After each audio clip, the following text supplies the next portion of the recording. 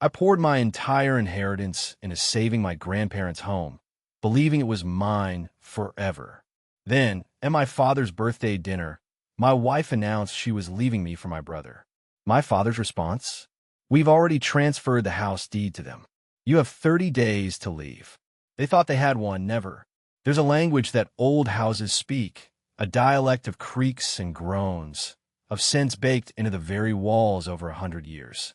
My house, my grandparents' house, spoke to me in whispers of lemon polish and old paperbacks, of my grandmother's lavender sachets still breathing a faint perfume from the linen closet. I knew its language intimately. I knew the specific groan of the third stair on the way to the second floor, a sound that had announced my grandfather's return from work for 50 years. I knew the way the afternoon sun, in late autumn, would filter through the wavy, imperfect glass of the sunroom, casting dancing patterns on the hardwood floors I had sanded and refinished myself. This house wasn't just wood and plaster. It was the repository of my entire history, the heart of my family. And I was its keeper, especially the garden. My grandmother, Eleanor, used to say a garden was a conversation with God. For me, it was a conversation with her. I tended her heirloom roses, the peace and Mr. Lincoln varieties she'd planted decades ago, their roots sunk deep into the same earth that held her. Their thorns were a familiar, almost comforting sting against my fingers.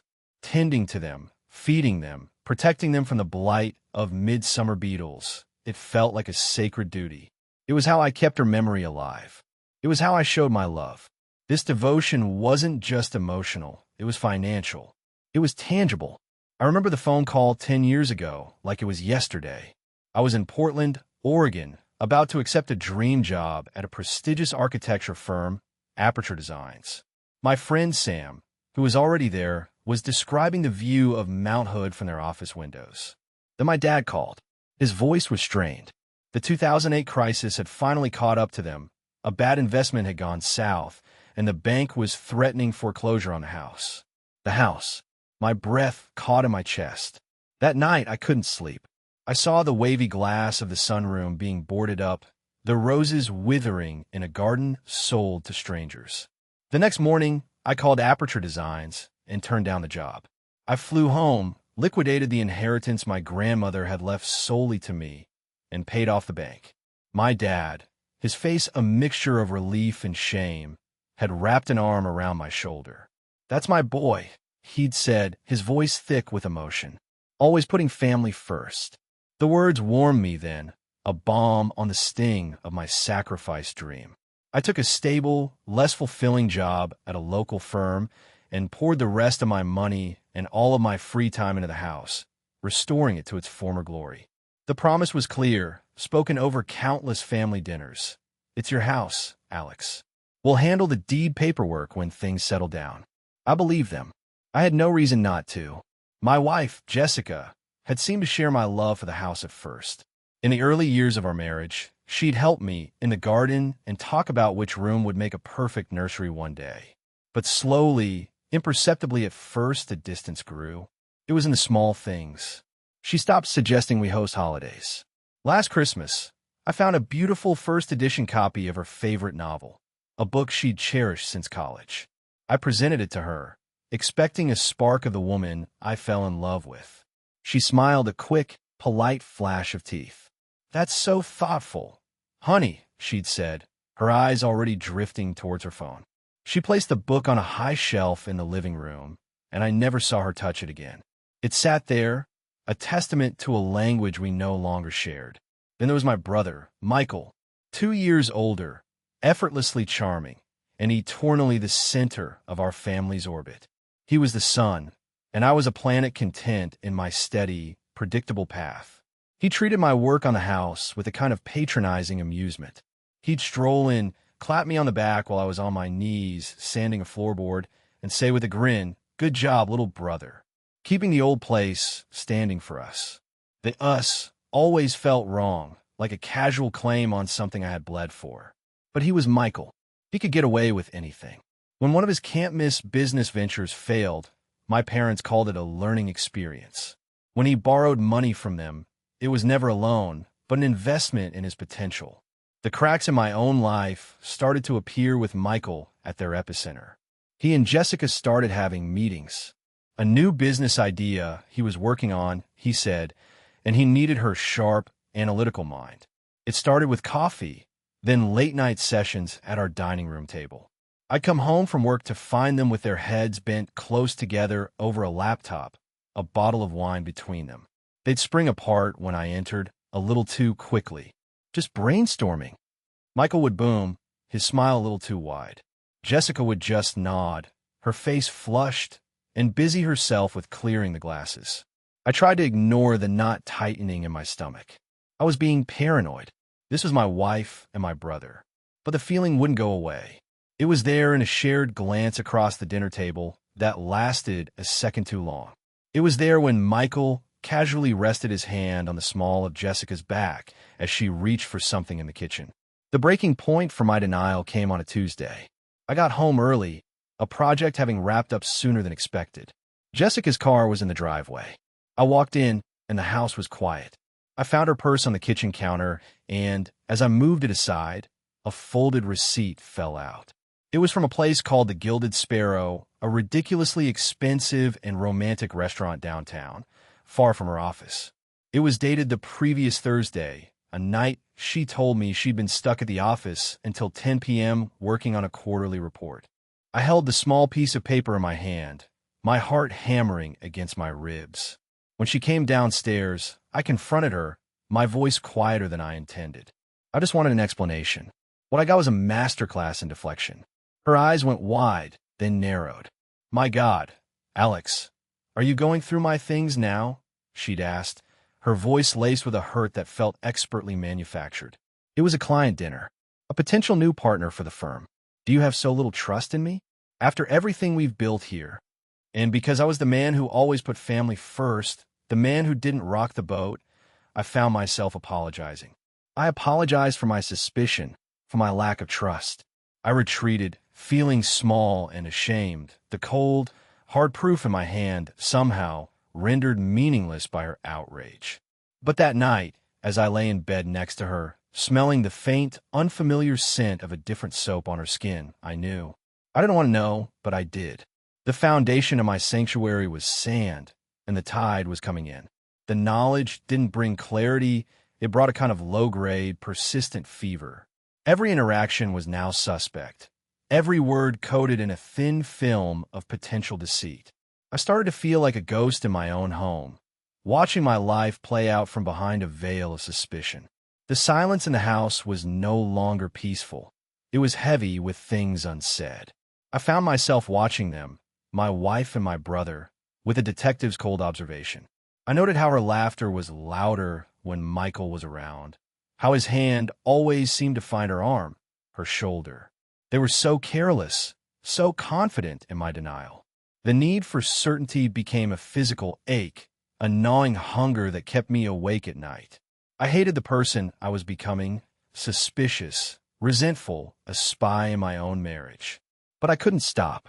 One night, unable to sleep, I found myself sitting at my desk, the glow of the monitor illuminating the family phone plan details. It was a line I had never thought to cross, a digital boundary that felt as sacred as a diary. My hand trembled as I typed in the password. And there it was. Not the content of the messages. I couldn't see that, but the sheer, undeniable volume. Hundreds of texts between Jessica and Michael. Timestamps at 1, 2, 3 in the morning. Data usage that painted a vivid picture of late-night conversations that had nothing to do with business. Seeing it in black and white was like a punch to the gut. I felt a wave of nausea and pushed back from the desk, my breath coming in ragged gasps. It wasn't just a flirtation. This was a parallel life they were living right under my nose. The final demolition was scheduled, unknowingly, for my father's 70th birthday dinner. It was to be held at the house, in the formal dining room I had spent a month restoring. I spent all afternoon preparing his favorite meal, a slow-cooked pot roast, the familiar, savory scent filling a house that now felt like a stage set. I arranged the fine china I'd inherited from Eleanor, polished the silver, and placed a bouquet of her peace roses in the center of the table. My plan was simple, and in hindsight, laughably naive. I would play the part of the good son, the happy host. And then, after the last guest had departed, I would confront them. I would ask for the truth, quietly, with dignity. I would give them a chance to explain. I still, even then, clung to a shred of hope that it was all a misunderstanding I was too foolish to comprehend. The guests arrived, my aunts, uncles, cousins. The house filled with laughter and chatter. I moved through the rooms, topping up wine glasses, accepting compliments on the roast, my smile feeling like a cheap mask about to crack. Michael and Jessica arrived together. She was wearing a new dress, a deep red that I'd never seen before. He had his arm draped casually around her shoulder as they walked in, and no one batted an eye. They were a portrait of happiness. I felt a cold dread seep into my bones. As dinner concluded, my father stood, tapping his glass for a toast. I steeled myself for a long, rambling speech. But then Michael and Jessica stood up with him, a united front. Michael was beaming, a performer soaking in the spotlight. "Dad, on your 70th, we wanted to give you the one thing you've always wanted for us, to see your children happy," he began, his voice smooth as velvet. "And for a long time, some of us haven't been truly happy. We've been living in ways that weren't authentic." He paused, glancing at Jessica, who looked at him with an expression of pure adoration. "Jessica and I, we didn't plan this. We fought it, but we've fallen in love. And we've decided to stop fighting and start living our authentic truth together." The room fell into a stunned silence. I felt 100 pairs of eyes turn to me. My own gaze was locked on my parents, pleading with them to say something, to express the outrage that was choking me. My mother, Susan, stared intently at her plate, her knuckles white as she gripped her napkin. But my father looked serene. He placed a proud hand on Michael's shoulder.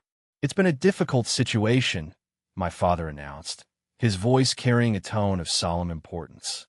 "But your mother and I support them. We believe love finds a way." He then turned his gaze to me. It wasn't apologetic. It wasn't sad. It was cold, dismissive, as if scolding a difficult child. "Honestly, Alex, we saw this coming. You've been so focused on this house, on the past, that you neglected your wife. Michael and Jessica deserve a stable foundation, a fresh start." He let that hang in the air for a beat before delivering the final, killing blow. "So, to give them that, we've finalized the paperwork. The house is now legally in Michael and Jessica's name. We think it's for the best. It's time to move forward." He looked right at me, his eyes devoid of any warmth. "We think it's best if you find a new place within 30 days. It's the clean, adult way to handle this." 30 days. The words echoed in the sudden, cavernous silence of my mind. My fork, which I had been holding, slipped from my nerveless fingers and clattered onto my grandmother's china plate. The sound was like a gunshot. I could feel the blood drain from my face. The faces of my relatives blurred into a watercolor of shock and pity. My world didn't just tilt, it disintegrated. In a single moment, I had lost my wife, my brother, and my home, the sanctuary I had sacrificed everything for. And the people who were supposed to protect me, my own parents, had just handed my betrayers the keys and told me to get out. The days that followed were a blur of gray, muted existence. I moved through the house like a trespasser, the air thick with the ghosts of a life that was no longer mine. Packing was a special kind of torture. Every object I touched was a landmine of memory. A faded photograph of Jessica and me on our honeymoon, smiling and naive. The heavy cast-iron skillet we'd bought at a flea market. Each item I placed in a cardboard box felt like I was curating a museum of my own failure. The house itself seemed to mock me. The sunlight in the sunroom felt accusatory. The scent of the roses in the garden was cloying, a reminder of a love and legacy I had failed to protect. Sleep was a luxury I couldn't afford. The master bedroom was a geography of betrayal I couldn't bear to map. I close my eyes and see Michael and Jessica there, in my bed, their laughter echoing in the space where I was supposed to feel safest. One night, the feeling of being suffocated by my own walls became unbearable. I grabbed my car keys and just left. I ended up parked on a side street a block away, watching my own house as if it were a television screen. Around midnight, a light clicked on in the master bedroom. I saw two silhouettes move past the window, their movements casual, intimate. They were already living there. In my home. In my life. The sight was a physical blow, knocking the wind out of me. I spent the rest of that night in a sterile, $20 motel room. The impersonal quiet a strange and welcome respite from the intimate hell I'd left behind. That night, something inside me broke. The grief, the shock, the sadness. It all began to curdle into something harder, colder. The next day, I went back to the house, not to pack, but to find something, though I didn't know what. Defeated, I retreated to the attic, the one space that was more mine than ours, filled with dusty relics of my grandparents' lives. I sank into my grandmother Eleanor's old velvet armchair, its springs groaning in protest. The worn fabric still held the faint scent of her. I closed my eyes, exhausted to my very soul, and a memory surfaced, unbidden but with crystalline clarity. I was a child, maybe 7 or 8, frustrated to the point of tears over a difficult jigsaw puzzle. My grandmother had sat down beside me, her hand warm on my shoulder. She'd smiled, her eyes crinkling at the corners. "The most important pieces are never lost, Alex," she'd said, tapping her own temple gently. "They're just waiting in the place you trust the most." My eyes snapped open. The place you trust the most. My gaze fell upon her old writing desk in the corner. It was a heavy mahogany piece, solid and dependable, much like her. It was where she paid her bills, wrote her letters, and kept everything of importance. Driven by an impulse I didn't understand, I walked over to it. I ran my hands over the smooth, cool wood.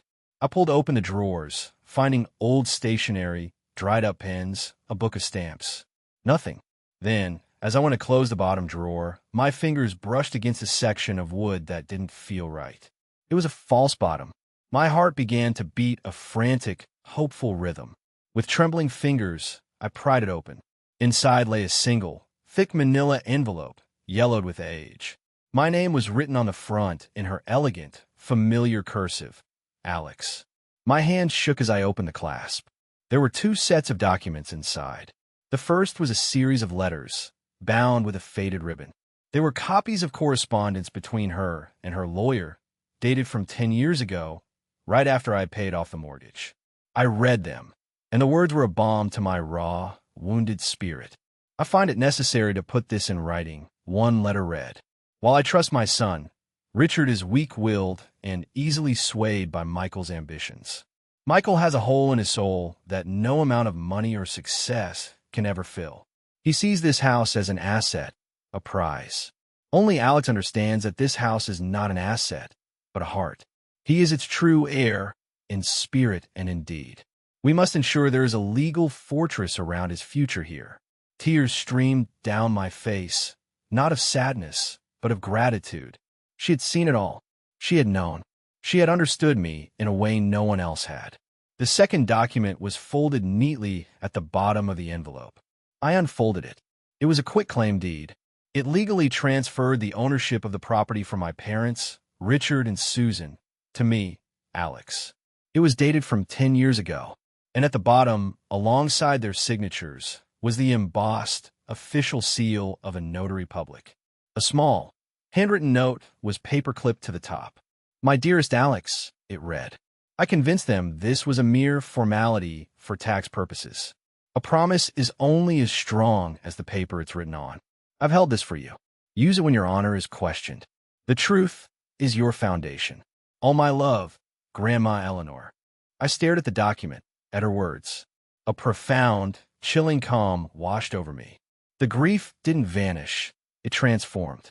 It crystallized into a pillar of ice in the center of my chest. There was no triumphant shout. There was no fist pump. There was only a long, slow, cold exhale. In that moment, the meek, dutiful son died. The man who refused to rock the boat was gone. I looked at my reflection in the dusty attic window, and I saw a stranger looking back, a man who had been pushed past his limit, a man who had just been handed a sword. For a fleeting second, I imagined the cruelest revenge. I imagined shredding the document in front of them, just to watch the hope die in their eyes. I imagined letting them move in completely, only to evict them on Christmas morning. But then I heard my grandmother's voice in my mind, a quiet whisper from the past. Integrity is a quiet fortress. They had used deceit and emotional manipulation. I would use the truth and the law. I would not become them. I would be better. I picked up my phone and called the best family law attorney in the city. When he answered, my voice was unrecognizable, even to me. It was calm, clear, and dangerously precise. The transformation was complete. The final meeting, as I had termed it in my call to my father, was set for the following Saturday. I told him it was to hand over the keys and sign some papers to avoid any future complications. The bait was taken. They arrived together, my parents, Michael, and Jessica, a phalanx of smug victory. They walked into the living room, a space I had painted and whose floors I had polished, and they looked around as if they were already measuring for new curtains. I had prepared the stage meticulously. I was dressed not in my usual casual clothes, but in a well-fitting suit. My lawyer, a sharp, no-nonsense man named Mr. Davies, sat beside me at the dining room table. His presence alone shifted the atmosphere from a family matter to a legal proceeding. "Glad you're being mature about this, Alex," Michael said, clapping me on the shoulder with a familiarity that made my skin crawl. "It's better for everyone this way. No hard feelings." I didn't flinch. I didn't even look at him. I looked at my father. "Please sit down," I said, my voice even and devoid of emotion. They exchanged confused glances, but sat opposite us. The four of them on one side, Mr. Davies and me on the other. "As you know, Alex has been asked to vacate the premises," Mr. Davies began, his voice crisp and professional. "However, a review of certain documents has brought a significant legal issue to light." He slid two things across the polished surface of the table: a certified copy of the quitclaim deed and a copy of a new deed they had filed, transferring the property to Michael and Jessica. My father picked up the quitclaim deed, his brow furrowed. He read it, then read it again. The color began to drain from his face. My mother leaned over, her eyes scanning the page, her hand flying to her mouth. "I don't understand," my father stammered, looking at me. "What is this?" "That," Mr. Davies said calmly, "is a legally binding, notarized document, executed 10 years ago, in which you and your wife relinquished all rights and title to this property and transferred it to your son, Alex. It predates this other transfer by a decade." He tapped the second deed with his pen. "Which means, when you signed this document giving the house to Michael and Jessica, you fraudulently transferred an asset you did not legally own." The word hung in the air, heavy and poisonous. "Fraud!" Chaos erupted. Michael lunged forward, snatching the paper from his father's hand. "This is fake. This is some kind of trick," he yelled, his face turning a blotchy, furious red. "I assure you, it is very real," Mr. Davies said, unfazed. "We've already verified the notary's license and seal. They are impeccable. You told me it was handled." Michael shrieked, turning on our father. "You said the house was yours to give." I thought it was," my father sputtered, looking utterly lost. "Eleanor said it was just a formality." Jessica was the first to completely break. She started crying, quiet, pathetic sobs. We never thought you'd find it," she whispered, looking at me for the first time, her eyes filled with a desperate plea for an absolution I would never grant. I remained silent, watching the dynasty of lies they had built crumble in a matter of minutes. I finally spoke, my voice cutting through their panic. "Here are my terms." I pushed another document across the table. "This is an agreement. It states that you all acknowledge the validity of the prior deed and relinquish any and all current and future claims to this property. You will sign it, and in return, I will not pursue criminal charges for fraud against my parents." They were trapped, utterly and completely. One by one, with shaking hands, they signed. As Jessica passed the pen back, her hand trembled. "Alex, I never wanted—" I cut her off, my voice as cold and hard as stone. "What you wanted no longer matters. After they left, a defeated and broken parade, the silence they left behind was the most beautiful sound I had ever heard. The first thing I did was call a locksmith. As he changed the locks, each click of the new tumblers falling into place felt like a bar of a prison gate opening. I then walked through every room and opened every single window, letting a cool, cleansing breeze sweep through the house, carrying away the last vestiges of their presence. I gathered every item Jessica had left behind, her clothes, her books, her photos, and packed them neatly into boxes. I didn't break or burn anything. I simply erased her. I left the boxes on the front porch and sent her one final text. "Your things are outside." Then I blocked her number. I blocked them all. A few days later, my cousin Ben called. "Man, I heard what happened," he said. "I'm so sorry. But honestly, I'm not surprised." He paused. "Do you remember that time in college when you were saving for that study abroad program? And Michael borrowed your tuition money for some scheme and swore he'd pay you back? And then Dad just quietly paid it for him so you wouldn't miss out? Some of us saw the pattern, Alex. We just never knew how to tell you." His words were a final, validating gift. It wasn't me. It was never me. It's been a year now. The house is different. It's brighter. It's filled with the laughter of my friends, my chosen family. My cousin Ben comes over for dinner every Sunday.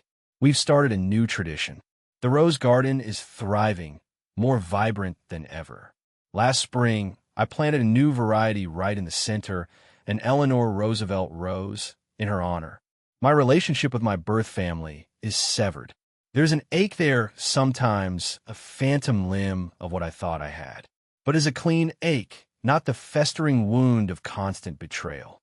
I found peace not in forgiveness, but in boundaries. I honor my grandmother's legacy not just by saving her house, but by saving myself. I learned that a home isn't just four walls. It's a place where your soul can be safe.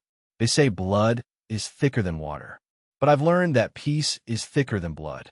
It cost me the family I thought I had, but it gave me the life I deserved. What would you have been willing to pay for your own peace?